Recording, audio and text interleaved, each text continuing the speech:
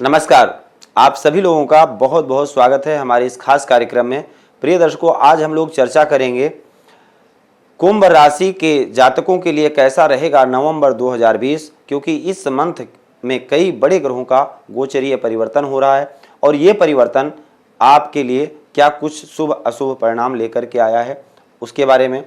साथ ही इसके साथ साथ 13 नवंबर को धनतेरस का पर्व मनाया जाएगा। 4 नवंबर को करवा चौथ, 13 नवंबर को धनतेरस व 14 नवंबर को भगवान गणेश व लक्ष्मी जी की साधना करके आप अपनी अभीष्ट कामनाओं की प्राप्ति कर सकते हैं। अगर आप किसी को पसंद करते हैं, विवाह करना चाहते हैं, विवाह के संयोग में बाधाएं आ रही हैं, उसके लिए, क्योंकि दीपावली का जो पर्व है इसमें अमावस्या की रात में बैठ करके अटूट साधना की जाती है।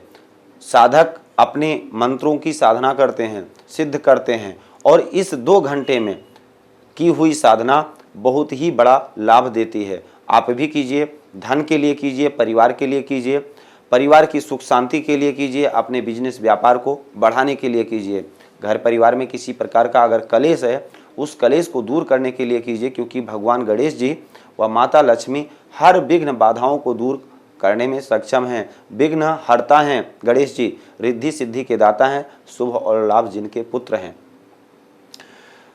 और हर प्रकार की जाकी रही भावना जैसी प्रभु मूरत देखी तिन तैसी, जो आप चाहेंगे वो मिलेगा। विशेषकर उसकी साधना अलग अलग है।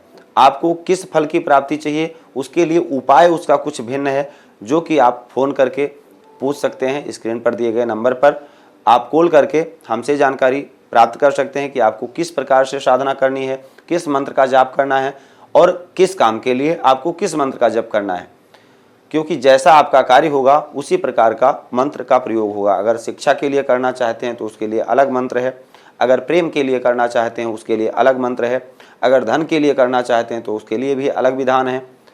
तो किस प्रकार से आपको साधना करनी है इसका आपको विशेष रूप से ध्यान रखना है। साथ ही वो समय होगा रात्र को 12 बजे से लेकर के और 2 बजे तक, यानी 14 तारीख की रात में 12 बजे से प्रारंभ होगा और 2 बजे तक सिंह लगन में ये पूजन किया जाता है। दूसरे नंबर पर आप घर में जो माता लक्ष्मी जी की, स्थिर लक्ष्मी की साधना करेंगे, वो शाम को 5:30 बजे से लेकर के 7:30 बजे के बीच में वृषभ लगन होगा। इस समय पर आप साधना करेंगे। अगर दुकान, ऑफिस, व्यापार स्थल पर अगर आप पूजन करना करेंगे तो उसका समय होगा अभिजित मुहूर्त दिन में 11:49 से लेकर के और 12:33 तक। वहीं पर अगर चौघड़िया की बात करें तो चर की चौघड़िया होगी सुबह 8 बजे से लेकर के और 9:47 तक। लाभ की चौघड़िया होगी 9:47 से 10:47 तक। अमृत की चौघड़िया होगी 10:49 से 12:11 तक और शुभ की चौघड़िया होगी 13:34 से लेकर के और 14:56 तक। ये दिन की चौघड़िया है। अगर आप दुकान पर पूजन करते हैं तो चर की चौघड़िया में अगर पूजन करेंगे तो आपके लिए शुभ होगा। साथ ही लाभ की चौघड़िया में भी पूजा आप कर सकते हैं, अच्छा है। ये चारों चौघड़िया अपने आप में ठीक है, लेकिन विशेषकर चर व लाभ में आपको अपने व्यापार स्थल पर पूजन करना चाहिए। वहीं अगर शाम की चौघड़िया की बात करें तो शाम की जो चौघड़िया है शुभ की, वो 17:41 से लेकर के 19:19 तक शुभ की चौघड़िया रहेगी। 19:19 से लेकर के 20:56 तक अमृत की चौघड़िया रहेगी और चर की चौघड़िया रहेगी 20:56 से 22:34 तक। तो इन विशेष मुहूर्तों का आपको ध्यान रखना है और पूजन करना है। प्रिय दर्शकों, मैं हूं या आप, आम हो या खास, महीने में 2-4 दिन तनाव भरे होते हैं। बिना किसी कारण हमारा मन अशांत रहता है। उसका कारण है हमारे मन और मस्तिष्क के स्वामी चंद्रमा का गोचर। जब भी चंद्रमा का गोचर हमारे राशि से चौथे, 8वें व 12वें स्थान में होता है तो ये स्थिति उत्पन्न होती है। हम इन तारीखों को इसलिए पहले बता रहे हैं क्योंकि आप किसी विशेष कार्य के लिए, विशेष लक्ष्य की प्राप्ति के लिए अगर आप घर से जाते हैं तो इन तारीखों को अगर आप ध्यान में रखेंगे तो आप अपने इस मंथ को और भी बेहतरीन बना सकेंगे। वो तारीखें हैं 2, 3, 11, 12, 19, 20 और 21 नवंबर में चंद्रमा का गोचर आपकी राशि से चौथे, 8वें और 12वें स्थान में होगा। प्रिय दर्शकों, ये मंथ आपके लिए कुछ खास, कुछ शुभाशुभ, कुछ अच्छे ऑफर्स लेकर के आ रहा है। ये मंथ आपके लिए कहीं ना कहीं नई योजनाओं को लेकर के आ रहा है, लेकिन आपकी छोटी सी भी गलती आप पर भारी पड़ सकती है। क्यों? क्योंकि आपके द्वितीय स्थान में मंगल वक्री होकर के गोचर कर रहे हैं। आपके बिजनेस व्यापार के विस्तार में जो आपका क्लाइंट के साथ कम्युनिकेशन है, जो संवाद है, उस पर आपको विशेष रूप से ध्यान रखने की ज़रूरत है, अन्यथा बना बनाया खेल बिगड़ जाएगा, आया हुआ ऑफर हाथ से निकल जाएगा। क्योंकि आपके कर्म स्थान से द्वादश स्थान में सूर्य का गोचर है, जो कि 16 नवंबर तक रहने वाले हैं। सूर्यदेव आपकी राशि से द्वादश स्थान में भाग्य व कर्म के लिए आपको अधिक संघर्ष करना पड़ सकता है। अगर छोटी सी भी गलती करेंगे तो केतु का आपकी राशि के 10वें स्थान में गोचर आपके लिए काफ़ी हद तक शुभ है। आय में कहीं ना कहीं अगर देखा जाए, कर्म की अपेक्षा आय में आपको अच्छी ही वृद्धि देखने को मिलेगी, लेकिन वाणी पर विशेष रूप से आपको विचार करना है। अनायास क्रोध करके, किसी चीज़ से इरिटेट होकर के आपको गलत वर्ड नहीं बोलने हैं, जो कि आपके लिए भारी पड़ सकते हैं।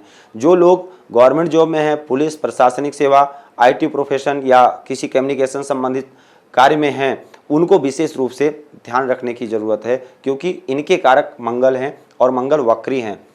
अगर छोटी सी भी गलती करेंगे तो आपके लिए भारी पड़ जाएगी।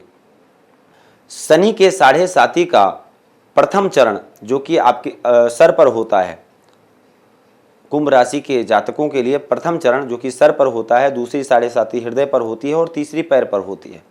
सर पर होने का मतलब यही है कि हम अभिमान बस, घमंड बस, कुछ ऐसे कार्य, अहम बस, ऐसे वर्ड ना बोलें, क्योंकि शनि की तीसरी दृष्टि आपके वाणी स्थान पर पड़ती है, धन स्थान पर पड़ती है।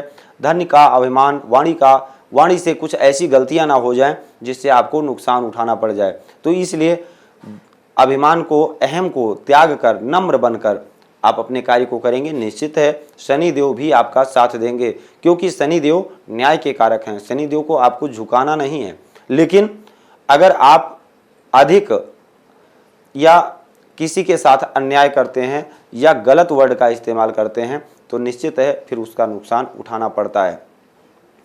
फाइनेंस की दृष्टि से इस मंथ में अगर देखा जाए तो सेविंग कुछ खास नहीं होने वाली है, लेकिन इन्वेस्टमेंट अच्छी हो सकती है। जमीन जायदाद, शेयर बाजार आदि से संबंधित आपको इन्वेस्ट करने का एक अच्छा ऑफर मिल सकता है। लेकिन ये ध्यान रहे कि जहाँ पर भी या जिसके साथ भी आप इन्वेस्ट करने जा रहे हैं उसके बैकग्राउंड को चेक करना बिल्कुल मत भूलिएगा, अन्यथा धोखा हो सकता है। घर की ज़रूरतों में खरीदारी के बड़े योग बन रहे हैं इस मंथ में, लेकिन उसके साथ कर्ज और खर्च का पूरा ध्यान रखना चाहिए आपको, क्योंकि 6ठे स्थान पर शनिदेव का प्रभाव है और जो फाइनेंशियली आपको कहीं ना कहीं कमजोर या टाइट कर सकते हैं। तो इसलिए आप अपनी जेब को देख करके ही अगर घर गृहस्थी में खर्चा करेंगे तो आपके लिए अच्छा होगा। साथ ही गुप्त शत्रुओं से आपको विशेष रूप से सावधान रहने की जरूरत है। और 20 नवंबर के बाद जब देवगुरु बृहस्पति का प्रभाव आपके राशि से द्वादश स्थान पर होगा, ये भी अशुभ है। फिलहाल चौथे स्थान पर दृष्टि पड़ेगी, घर की सुख सुविधाओं में वृद्धि होगी, स्वास्थ्य की दृष्टि से आपको लाभ मिलेगा, लेकिन विशेष सावधानी के साथ ही आपको कार्य करना चाहिए। धर्म कर्म की यात्राओं में आपका खर्च होना निश्चित है इस मंथ में। पूजा पाठ से संबंधित, किसी भी धार्मिक कार्य से संबंधित मान सम्मान में वृद्धि होगी। अगर आप राजनीति क्षेत्र से संबंधित कार्यरत हैं या किसी भी समाज सेवा से संबंधित कार्य करते हैं तो निश्चित है आपको इस मंथ में अच्छी प्रतिष्ठा मिलने वाली है या आगे भी संयोग इसके अच्छे बनते रहेंगे। स्वास्थ्य की दृष्टि से पाचन क्रिया से संबंधित, वायु पीड़ा से संबंधित या एसिडिटी आदि से संबंधित छोटी मोटी परेशानियां देखने को मिल सकती हैं, लेकिन विशेषकर आपको खान पीन का ध्यान रखना है, क्योंकि द्वितीय स्थान में मंगल हैं। अगर एल्कोहल का प्रयोग करते हैं तो उसका बिल्कुल मत कीजिएगा। वाहन आदि अगर चलाते हैं तो बिल्कुल सावधानी से आपको चलाना है, नहीं तो क्योंकि द्वादश स्थान में शनि और दूसरे स्थान में मंगल, इन दोनों ग्रहों का आपके राशि से 2 द्वादश में स्थित होना आपके लिए शुभ नहीं है। स्वास्थ्य में हानि या चोट चपेट आदि दे सकते हैं। तो आज के लिए सिर्फ इतना ही। आपका कोई विशेष प्रश्न है, अगर कुंडली का फलादेश चाहते हैं तो उसके लिए स्क्रीन पर दिए गए नंबर पर कॉल कर सकते हैं। वीडियो अगर अच्छा लगा हो तो प्लीज़ आप इसको लाइक कीजिएगा, शेयर कीजिएगा और चैनल को भी सब्सक्राइब कर लीजिएगा, जिससे कि आने वाला हर वीडियो आपको सबसे पहले प्राप्त हो सके। आप सभी लोगों का बहुत बहुत धन्यवाद। जय श्री सीताराम। भूमि, भवन, वाहन, धन संपत्ति, शादी, व्यापार एवं संतान आदि से संबंधित समस्याओं से हैं परेशान और चाहते हैं उसका संपूर्ण निदान, तो ज्योतिर्विद अमरीश तिवारी जी से तुरंत संपर्क करें।